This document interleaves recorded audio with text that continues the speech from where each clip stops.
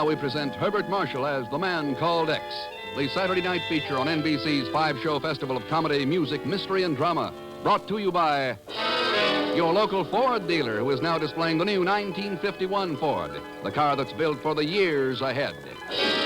By RCA Victor, world leader in radio, first in recorded music, first in television. And by the makers of Anacin for fast relief from pain of headache, neuritis, neuralgia.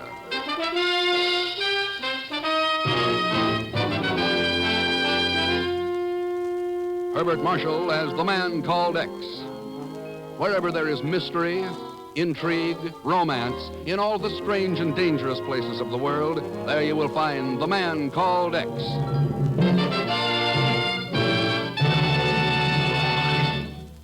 Ladies and gentlemen, I bring you an invitation. An invitation to examine the fine new Ford for 1951. It's on display now at your neighborhood Ford dealers, and we want you to see it. We want you to drive it, because this is the finest Ford ever produced.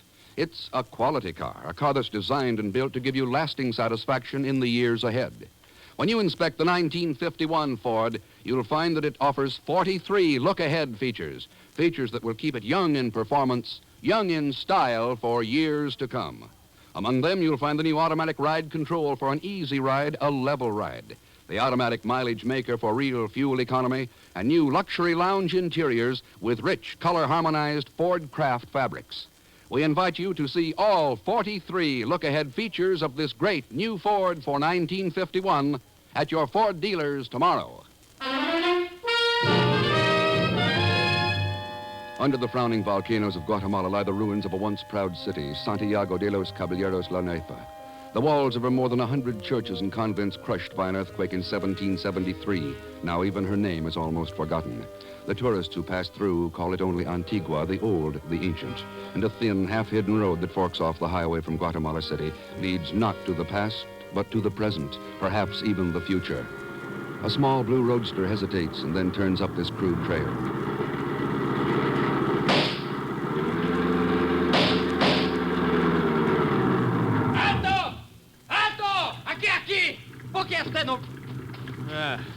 Americano. That's right. The senor has taken the wrong road. Oh? You'll return to the highway at once. This isn't the road to Dr. Álvarez's laboratory? Laboratory? I do not know what you mean. Who are you? My name's Ken Thurston. Thurston? Oh, sí, of course. Dr. Álvarez is expecting you. I am Capitan Jose Toboso, chief of the guards assigned to the doctor. Huh? You may drive on. I will ride on the running board. That won't be necessary, Captain. I can find my own way. On the contrary, Senor Thurston. The guards ahead have orders to kill any intruder, if you are ready.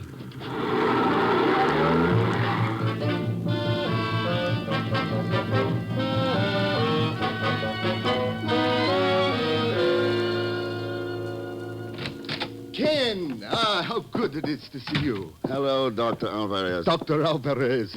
Oh, come now. You know me better than that. It's been quite a while, Fernando. How are you? Much too long it has been. You had no trouble getting to Guatemala? The only difficulty I had was getting into this place. Just what are you doing? What are you doing here, Fernando? Guards all around, a laboratory in a ruined convent? I could not explain in the wire I sent to your bureau, Ken. I could not trust this matter even to the usual diplomatic channels. Oh? Ken, have you ever heard of Professor Zender? Professor? You mean Hilda Zender, the German bacteriologist? Yes. Oh, of course. One of the most promising young scientists in Europe. Why, there was even talk of awarding her the Nobel Prize about 10 years ago. Yes. Professor Zender is here. Oh? During the war, she escaped from Germany and fled to Brazil. Yeah, I know that. After I became head of the Guatemalan Public Health Service, I invited Professor Zender to continue her research under the auspices of my government. I see. She has been working on ways of combating germ warfare. Unfortunately, this work has quite, by accident, produced a new and terrible means of bacteriological attack. A virus cholera. Virus cholera? Yes, Ken. A cholera that spreads through the air rather than by the usual media of infection. A cholera for which there is, at present, no immunization, no cure. No cure? Fernando, if the wrong country got hold of this... That is why I have sent for you. You must take the virus culture back to the United States. Perhaps your scientists will be able to develop a preventive or a cure. At least, it will be safer there. There have already been 2 attempts to break into my laboratory. Why not destroy the culture? Because, fantastic as it may sound, this cholera virus is apparently indestructible. All right, Fernando. I'll get a plane out in the morning. Good. Dr. Álvarez, I've just discovered that the test... Oh, I did not know you were busy. I must see you alone at once. It is of the utmost importance. This is Mr. Thurston, Professor Zender. Mr. Thurston, oh, it is good that you have arrived. You see, the test tube containing the cholera culture, it has disappeared. What? I have searched everywhere. Someone must have broken in and stolen it. Come with me, I will show you.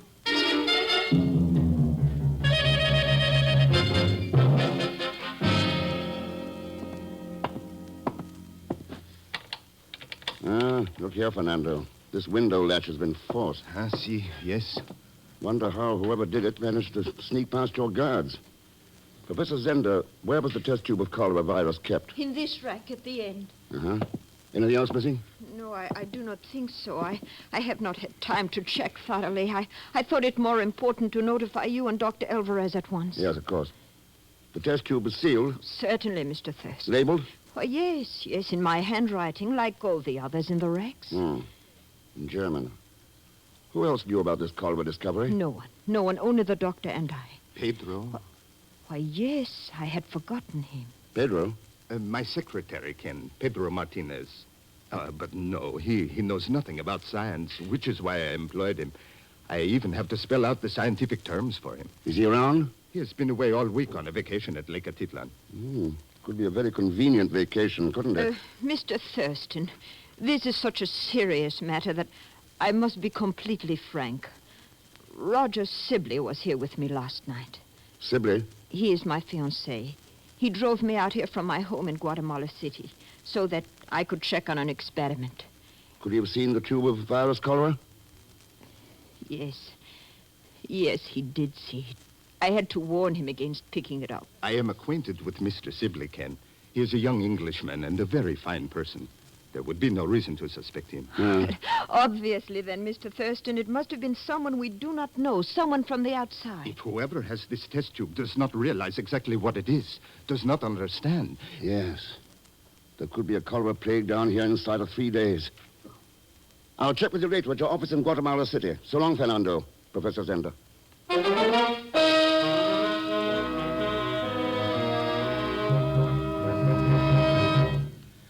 Well, it's about time you called, Ken. There's a situation developing in Formosa, and I think that you'd better... Sorry, Chief. Afraid I'll have to stay here a little longer. Why? What did Álvarez want, anyway? He wanted to introduce me to a friend of his, Hilda Zender. Hilda Zender? What are you talking about? Where are you? My hotel room in Guatemala City. Oh, I see. Well, go on. Hilda's engaged to Roger Sibley. You remember him, Chief? Sure, he's the son of Ford Sibley, the man who... Yes, right. Well, anyway, Hilda is working down here with Álvarez. Something similar to the Westbrook project. Oh? She is doing quite well. Too well. But her best work is missing. So I'm going to help her look for it. All right, Ken, I'll leave it up to you. Let me know what happens. Sure, Chief. Say hello to Miss Brooks for me. So long. Hey, give her a hello for me, too. What? Operator, there's someone else on this line. Sure, Mr. Thurston, it's me. Pagon, where the devil are you?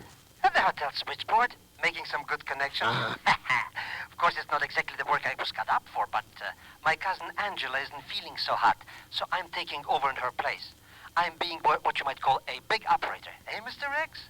Listening in on private conversations. Mr. Rex, how can you talk to me like that, especially when you owe me so much money? I owe you. Of course. I hope you don't think it was cheap finding out where you were going and getting all the way down here. Like I was telling... Wait a minute, Mr. Thurston. Something is making a noise. Don't hang up. Hello? Hotel San Carlos Gran, what do you want? Yes, Mr. Sibley? A plane to Lisbon? Sure, I'll find out. You'll be in a bar, okay? I'll let you know when the next one is leaving. Like I was saying, Mr. Thurston, if you... Mr. Thurston? Mr. Thurston!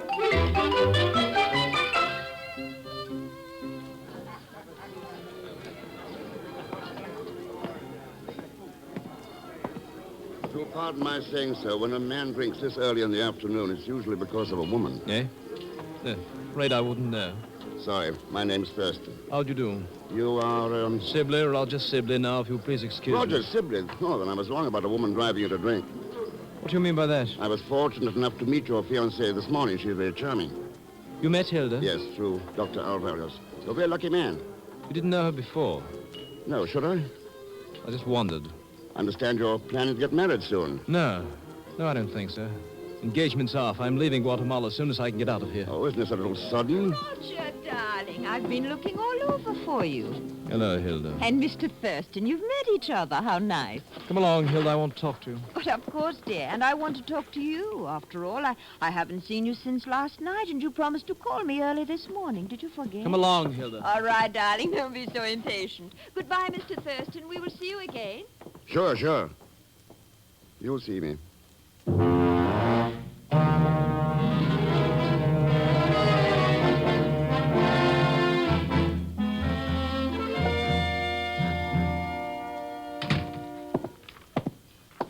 I'd like to talk to Dr. Álvarez. Name's Thurston. Oh, yes, Mr. Thurston. The doctor left word. He has been called to a conference at the presidential palace. He will be back later this afternoon. If there is a message... Oh, nothing important. You're his secretary? Yes, sir. I understood you were on a vacation. I came back quite suddenly this morning. Uh-huh. Yes, the weather at Lake Atilan suddenly changed. It became most unpleasant. Oh.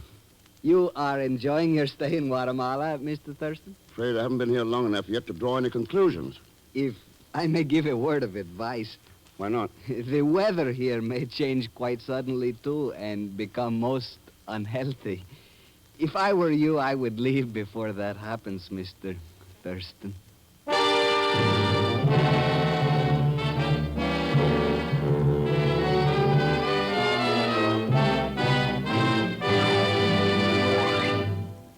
We will continue with The Man Called X in just a moment.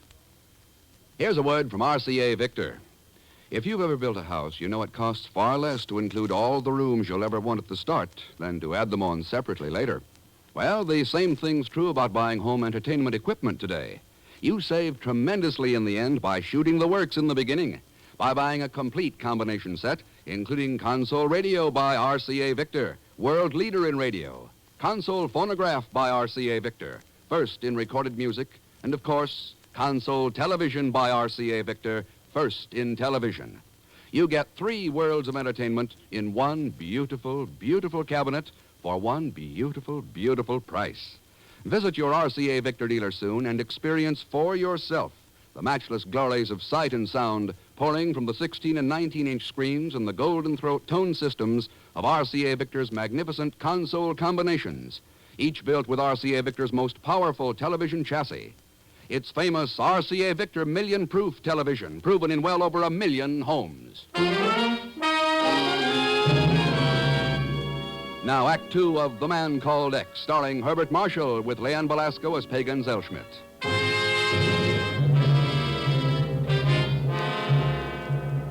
A test tube of virus cholera, dangerous enough to threaten whole peoples with the dread Asiatic plague, has been stolen from a laboratory in Guatemala. Ken Thurston, searching desperately for the missing disease culture, receives a thinly veiled warning at the Department of Public Health. The weather here may change quite suddenly, too, and become most unhealthy. If I were you, I would leave before that happens. There may be something in what you say, Pedro. Guatemala may become very unhealthy for a lot of people. Even you. I do not think so. I'm a native and accustomed to the climate. Suppose there were a cholera epidemic. Cholera? I do not understand you. It's too bad. I understood you. Please tell Dr. Álvarez I'll call him later. Of course. You, Mr. Thurston. I've been looking all over for you. Oh, what happened to your job at the hotel, Pagan? You call that a job? Paid hardly nothing. Anyway, how was I to blame when the manager was talking to that cute little chick in 314? And his wife got cut in on the same line. Oh, no. Boy, did I tell him off. I said my good friend Mr. Thurston was in Guatemala, and he'd be like a lost shepherd without me. I sure was right, too, eh? Who else could tell you about that pretty little petunia who came to the hotel asking for you? Pretty? You mean blonde with a German accent? No, a local type. A brunette with a figure like the hands on an hourglass. So, you see how much you need me, Mr. Thurston? I could find out everything about her for just a couple of bucks, say 50. Oh, never mind. You don't want me to find out about who she is and where you can meet her? If it's important, she'll turn up again. Well, if you're going to act that way about her, her name is Maria Santos, and she makes with the rumba at the Casablanca Dance Hall. She wants you to come there before 8 o'clock tonight. And, see, it's almost 8 now. Any idea what it's all about, Pagan? Oh, I don't know, some double talk about germs or bugs or something. Ah, the Casablanca. Come on, Pagan.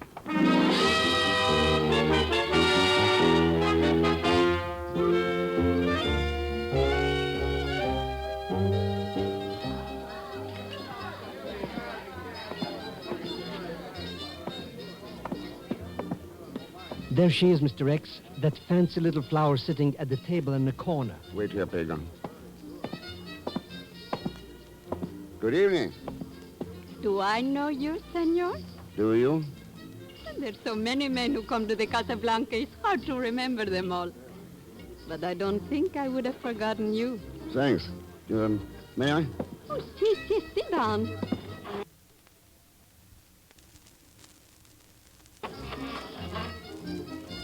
Well, senor?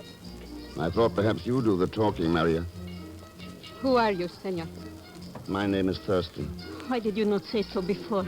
I look all over for you. It's most important. You must leave here and go to a place... Ah, Mr. Thurston, we meet again. How pleasant. Oh, Professor Zender, Mr. Sibley. I see you're still with us. Yes, a bit of difficulty with plane reservations. May we join you and your, friend? Sorry, I was just about to leave. So early? Well, perhaps we will run into you later. Auf Wiedersehen. Auf Wiedersehen, Professor. Listen, Senor Thurston. Yes. A small house in Antigua, across from the monastery ruins by the main square. Bring Dr. Álvarez there at midnight. Oh, wait a minute. What's all this about? Jose Toboso will explain. I Since can't... you're leaving, Thurston, I thought I might ask the young lady for a dance. If Professor Zender doesn't object. As a matter of fact, it was her idea. I should be most happy to dance with you. Buenos noches, Senor Thurston.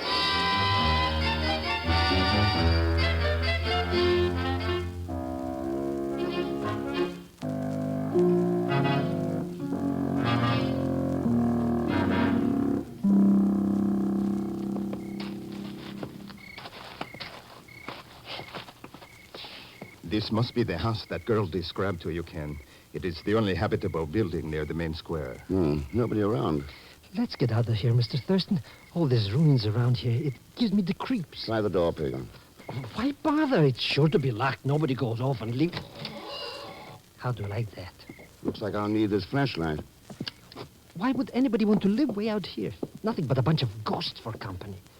Hey, speaking of ghosts, Mr. X, on that bed, under the sheet. That's no ghost, Pagan. Oh, dead like a doornail. Yeah. It's Captain Toboso. Why is he all purple like? What happened to him?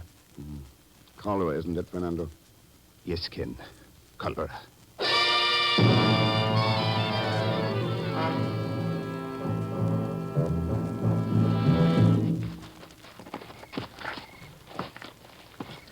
How much longer are we going to tramp around these old ruins, Mr. Thurston? I don't know, Pagan. All this fuss for a little test tube. What difference does it make? You saw Captain Toboso's body. Well, sure, but you mean that's what killed him? The test tube? Why don't we come back in the morning? It'd be easy to find it then. If we haven't found it before morning, this whole area will have to be quarantined. Us along with it. Ken, over here, quickly. Maybe he's got a test tube, huh? Maybe. No, not the virus culture, but this. Roger Sibley. See, Don't tell me this character got the colic, too. No, he was luckier than Captain Toboso. A bullet through his brain. Well, if you ask me, there's enough ghosts around this joint already. There will be more. What's that? Look out, Mr. Thurston! Give me that gun, No, Mary. I kill you just as you kill Jose. I said give it to me. You murderers, all of you. You deserve to die. Yeah, that's better. I got the gun, Mr. Thurston. You kill him. You kill my Jose. No, Maria. He's dead. I just came from his He house. was dead when we got there. I too. don't believe you. Would you believe Dr. Álvarez? Mr. Thurston is speaking the truth. Captain Toboso died of the cholera. I hope you did not touch him. Cholera? The plague? Yeah. But how did this happen? That's what we're trying to find out. When did you last see Jose alive? About noon. He came to my room and asked me to find you. Where had he been before that? I don't know. I can't remember.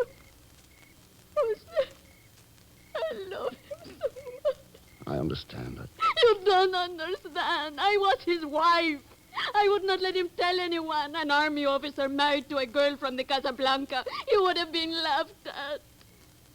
And now, Try and remember, Maria. Where had he been this morning?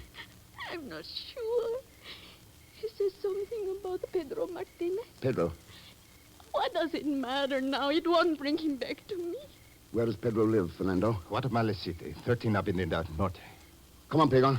But, Mr. Thurston, you're just letting this little black-eyed Susan go loose. Maybe she shot this other character with this. Sibley. Not with that gun. It's too small a caliber. Huh? Whoever murdered him used a .38. Come on, Pagon.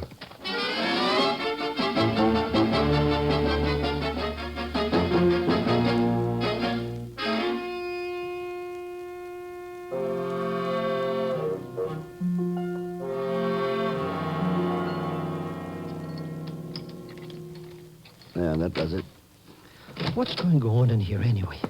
Breaking into a man's house in the middle of the night? Shut up and start looking for the test tube. Oh, that thing again. I wouldn't look for it if you paid me. Well, maybe if you paid me enough. But even that, I wouldn't look very hard. Quiet. All right, all right. Oh. Good evening, Mr. Thurston. Hello, Pedro. Is this what you're looking for by any chance? Hey, he's got the test tube. And a gun. Two very dangerous weapons. Glad you realize that, Pedro. The gun is for you. And the test tube? For a country that would never use such a horrible means of warfare. A peace-loving country, unlike the warmongering United States. Well, ein Mann, der eine Schlange stehle, wird manchmal auch gebissen. Talk English, Mr. Thurston, or Spanish, so that I can understand you. It's an old German proverb. Surely you're familiar with it. I do not speak German. It means that if a man steals a snake, he may get bitten. I was wondering if that might apply to you. But of course, that's wishful thinking. You've had a series of inoculations against cholera. You're immune. Immune? Oh, you must be, or you wouldn't be so foolish as to stand there holding that test tube. I am sure it puts me in no danger, Mr. Thurston. Pagon, remember how Captain Toboso looked? Capitan Toboso? He died of cholera tonight. Yeah. Oh, you should have seen him. All purple and his face twisted. Oh, pretty horrible death. Shut up, both of you. But of course, you have nothing to worry about, Pedro, unless... Pagan. Huh? Yes, Mr. Thurston? Speak up so I can hear what you're saying. His face. The color of his face. Do you see? What's wrong with it, Mr. Yes, I think so, too. Whatever you do, don't go near him. Mr. Thurston. You mean he's got the colic? Oh. Mr. Thurston. But with that much color, there should be other symptoms, too. Dizziness, pains in the legs. Yeah, he don't look too steady to me right now. Listen to me. He'd feel a tightening of the throat, too. No. Stop. You're lying. There is nothing wrong with me. Hey, look at his face. There is nothing wrong with me. That mirror on the wall, Pedro. What? Perhaps you better look for yourself. I will. What you say is not true. All right, Pedro. The test tube! He's gonna drop it! Grab it. Now then, Martinez. All right, Mr. X. You've knocked him out. But what about me? I'll be catching the colic, Mr. X. As long as that tube is sealed, you haven't a thing to worry about. Huh? But you told him. You said I thought. Oh, hey. Oh, I get it. Mr. X, you were just stringing him along? Oh, but wait a minute. That captain fellow, he really had something wrong with him. Toboso saw the test tube here. He must have opened it. Then when he realized it was from the lab, he sealed it up again and tried to get in touch with me. He was too late. Oh, sure, Mr. X. You're absolutely right. That's just the way I figured it happened. Oh, sure.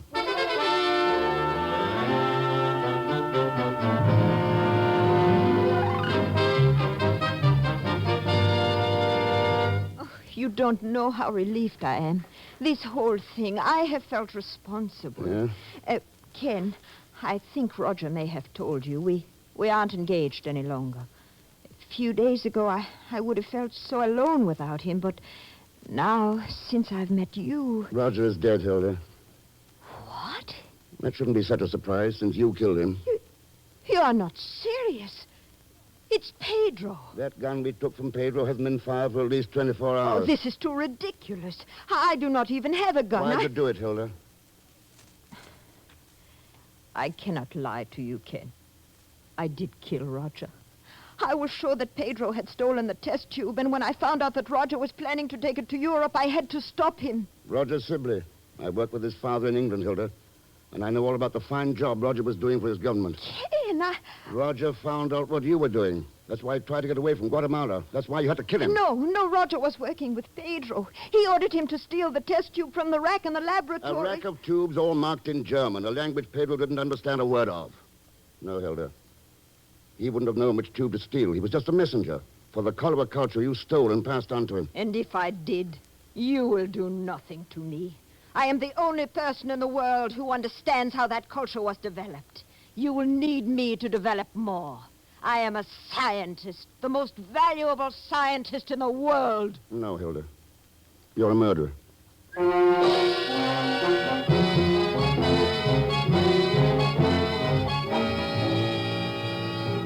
I just can't believe it, Mr. X. Such a pretty Petunia and with all her brains to do a thing like that. Boy, did she look sick when Dr. Álvarez and the cops took her off to the clinic. Sicker even than that friend of hers who thought he had the colic. She was sick, Pagan. What? Not with cholera. There are other diseases more terrible and more deadly than those that attack the body. Sicknesses of the soul and spirit. But at long last, we are learning how these diseases can be treated and cured with large doses of truth and justice and freedom.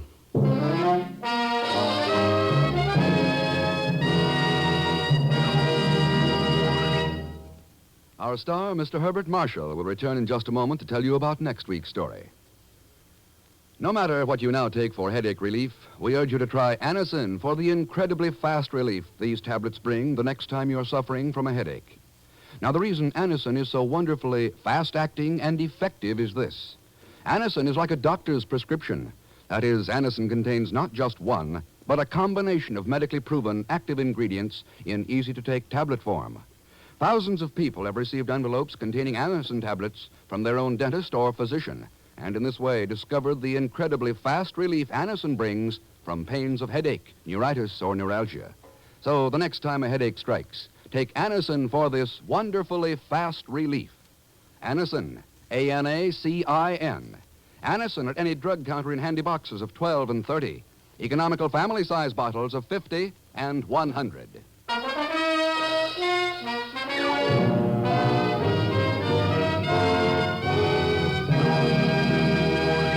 Now, here again is our star, Mr. Herbert Marshall. Thanks for being with us.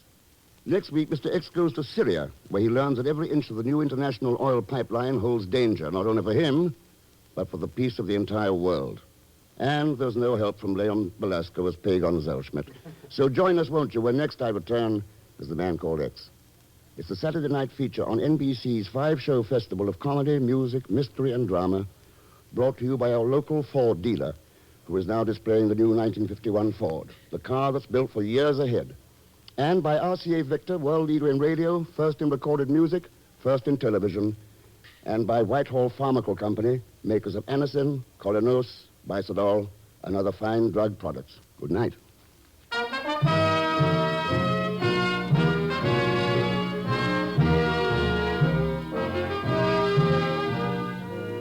The Man Called X, starring Herbert Marshall, is a J. Richard Kennedy production, with music composed and conducted by Felix Mills. Tonight's story was written by Robert Libet and Frank Burt. All characters and incidents on this program are fictitious, and any resemblance to actual characters or incidents is purely coincidental. Be sure to listen tomorrow evening for The Big Show with Tallulah Bankhead, Margaret Truman, Fred Allen, Danny Thomas, Douglas Fairbanks Jr., Mindy Carson, the Sons of the Pioneers, and Meredith Wilson. And until next week, same time and same station, this is Jack Latham saying good night for The Man Called X. Remember, Margaret Truman visits Tallulah Bankhead and The Big Show Sunday on NBC.